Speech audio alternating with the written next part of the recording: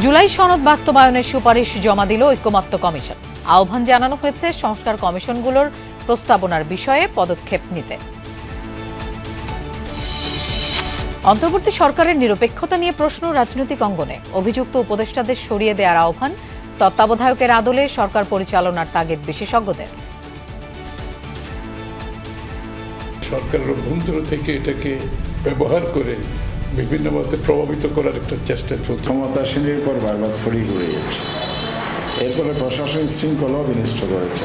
অনেক উপদেষ্টাই আছেন যারা বিএনপির হয়ে কাজ করছেন, যারা জামাতের হয়ে কাজ করছেন। রাজনৈতিক দলের বক্তব্যের মধ্যে কিছুটা এক্সাজারেশনও আছে, বাড়াবাড়িও আছে।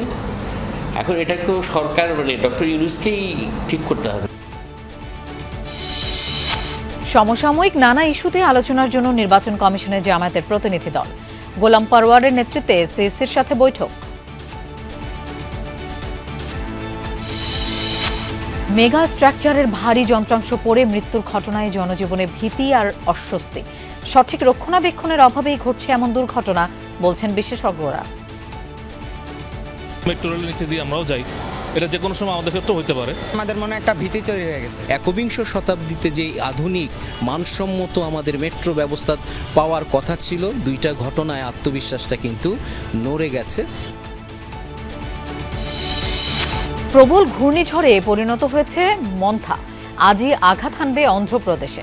বাংলাদেশ উপকূলে মাঝারি থেকে ভারী বৃষ্টির সম্ভাবনা।